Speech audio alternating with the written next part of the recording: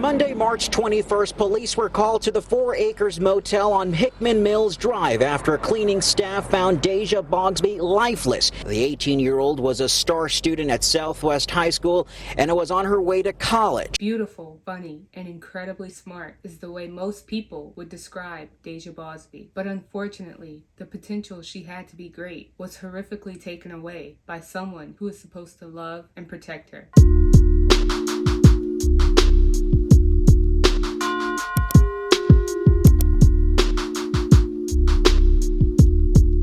Welcome to my channel, everyone. Courtney Elise here, aka Court Crimes TV. If you haven't already, please like, subscribe, and comment. Also, hit that notification bell. That way you'll know every time I upload. Let's get into the video. Just putting a disclaimer, before we get started, this video contains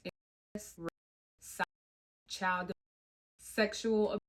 Everything terrible you could think of is about to be mentioned in this video. So if you are triggered by those topics, please feel free to click out because this video is ridiculously disturbing, to say the least. On September 28, 1997, Jerry Bausby and Laye Walker, sorry if I mispronounced her mother's name, would give birth to a beautiful baby girl named Daizsa Laye Bausby. She was their second of 4 children. Deja was described as loving, sweet, smart. She never met a stranger. Her smile was infectious. Everyone loved being around her. She would attend Southwest High School, and during her junior year, she started the Early College Academy partnership between the Kansas City School District and Penn Valley Community College. She would satisfy the requirements for receiving an honorary Associate of Arts degree. Deja was involved in a lot of activities during her senior year of high school. She wanted to make sure her senior year was the best one. She was in activities such as basketball, cheerleading, dancing. She made sure to get herself involved as much as possible because after high school, she had a lot planned for herself. Deja was an honors student. She was set to graduate second overall in her class with a high school diploma and an associate degree from Metropolitan Community College. She had received dozens of scholarship offers from many four-year colleges, but she was heavily leaning towards Grambling State University in Louisiana. Deja was a beloved student at Southwest High School. She was getting both her high school and associate's degree and would have been second in her class. Friends say she was on the cheer team and had earned $84,000 in scholarship money for college. Deja's future was incredibly bright. She tried her hardest to be the best person she could possibly be, despite her life at home with her father. Her father, Jerry Bausby, was a lot to deal with, to say the least. Jerry had an extensive criminal history dating back to at least 1995. This man had been to jail for everything under the sun, like theft,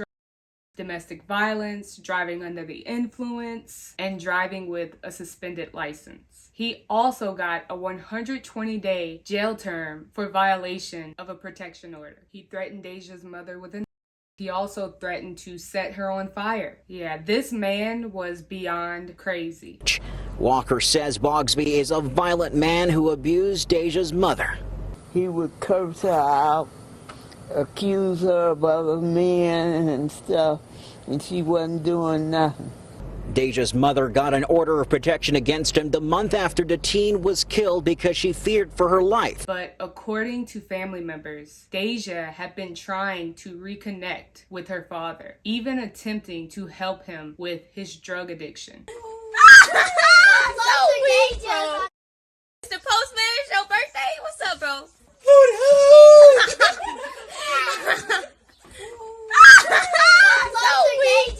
Deja had such a big heart and a loving spirit. This would unfortunately lead to her very, very disturbing demise.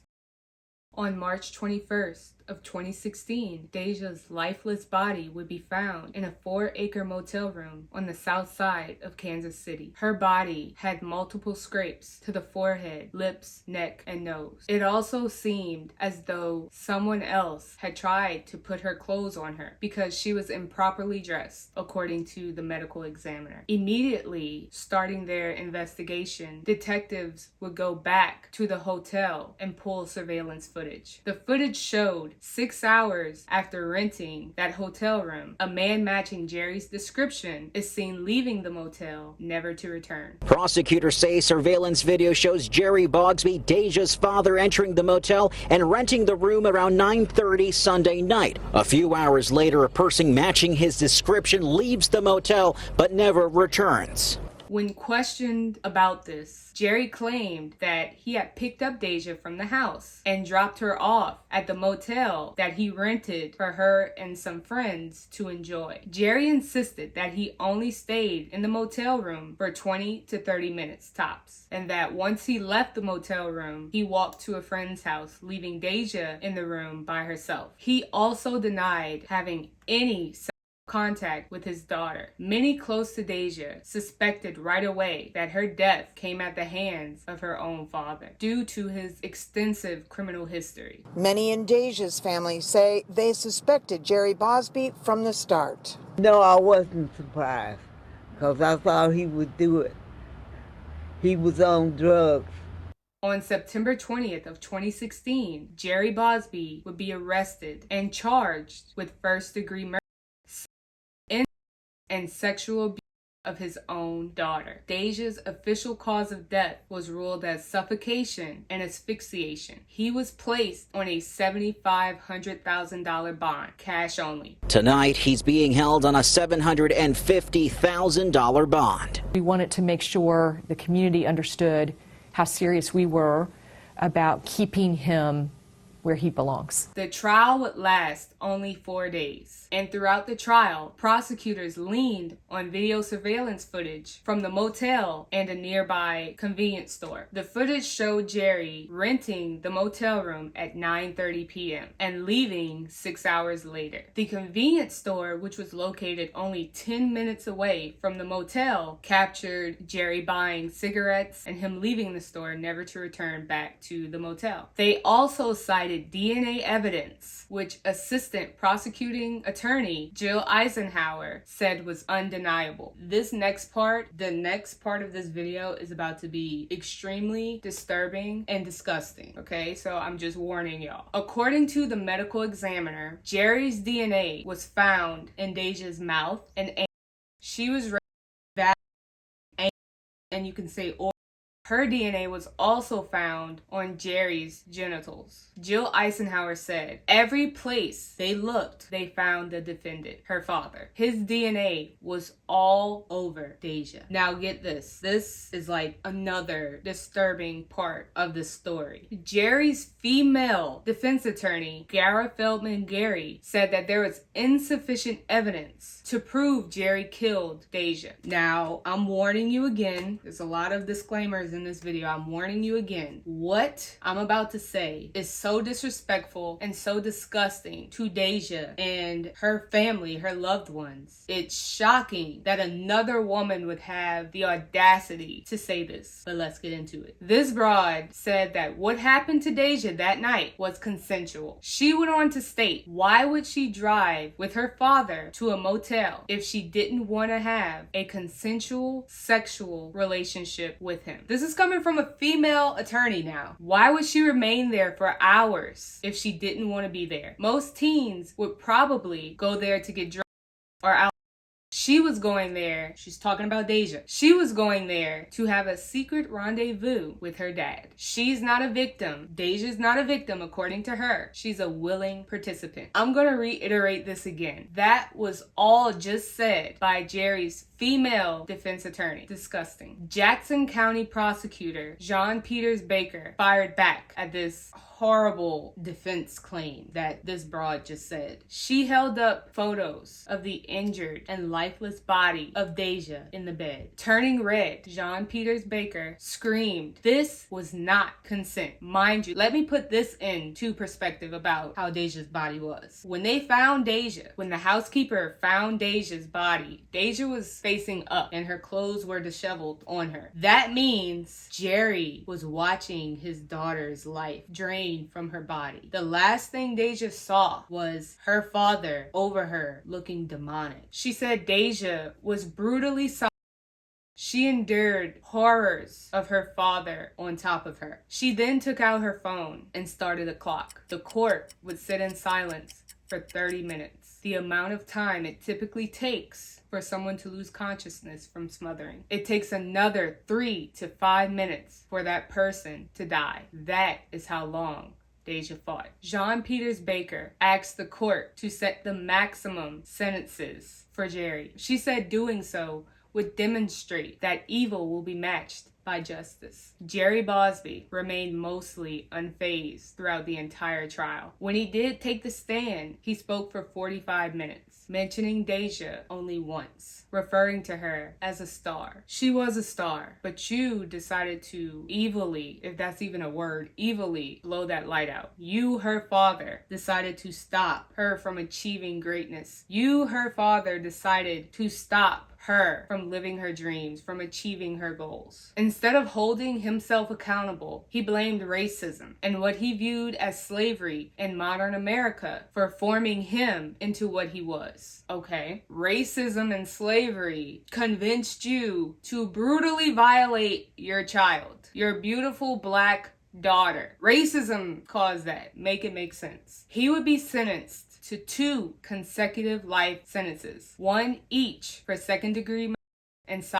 He was also sentenced to an additional 4 years for incest and 7 years for sexual abuse. Deja was loved immensely. Her sister, Lakendra Bausby, said she wanted to prove to the world that she was worthy of being loved. She didn't deserve what Jerry did to her. Her former teacher, Paula Schack, sorry if I mispronounced that name, remembered her fondly saying, "She was such a bright light. She was a shining star." Her cheerleading coach, Haley Steele, said she was a rose that grew from the concrete. So many people had loving things to say about Deja. We are here because Deja is an angel. And in some ways, she was a part of your life. But on March 21st, a lot of people's lives changed because her life was taken away. We're Kansas City's most successful team, most successful, humble, smart, talented team go missing, and it didn't even touch the newspaper until the day before her funeral. And today, August 6th, 4 months later, we still do not have any answers. We can't wait anymore for answers. It's been too long. Everything has taken too long. It's rare that we can meet somebody like that that'll touch your life in a matter of months, in a matter of days, in a matter of seconds. It's rare. And she was that rare. I know I'm never gonna get another female, another woman like her, ever. I cherish every moment I could. It hit home for me, and this is why. My birthday was March 20th. The last thing Deja told me was, "Happy birthday, Dash, and I love you." I would have never known the next day she would be taken from us. So March 20th and March 21st will never be the same for me. It's going to be hard when those results come out for all of us. We want closure, regardless of who it is. We want closure, we want justice, and we want the maximum, whatever it takes, because Deja should be here with us. There was no reason for her to leave us at the age of 18 years old. This girl did so much to be able to make it in life and succeed. And, be able to be a part of this community. She's done so much, she's inspired so many people. And I just want y'all to know, don't give up. Because the day is going to come when all of us find out who did this today. I just...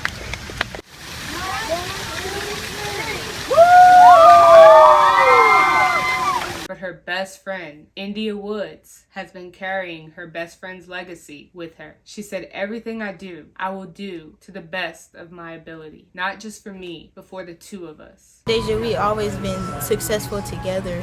So now that she's gone, I have to continue her legacy. I have to continue to be successful, not only for me, but for her, to continue her legacy. 2 months after Deja was brutally murdered, India Woods, her best friend, stepped on stage at graduation and took her friend's place as salutatorian. She delivered a farewell to the school and Deja. She pledged on that day to live the rest of her life for her best friend. The school honored Deja on graduation by leaving the seat where she was supposed to sit open, and they had a picture of her and, flowers in her cap and gown. It was beautiful. This story was so hard to do because it's disgusting how a father can do that to their daughter. Like I said before, when Deja died, she literally saw it was her father who was taking her life away. Jerry Bausby, I hope he gets whatever's coming to him in jail. Okay, I hope the inmates, wherever he's located, leave their bodily fluids all throughout him. Okay, I hope they violate him worse than what he did to his own daughter. Deja had so much to look forward to in life. I went on her Instagram page and she just looked happy. She looked like she was the life of the party. She looked like she was a fun person to be around. She was always joking. She was always laughing. She was always dancing. And for someone, not just someone, her father, to take her out the way he did is so heartbreaking. Deja, may you rest in peace.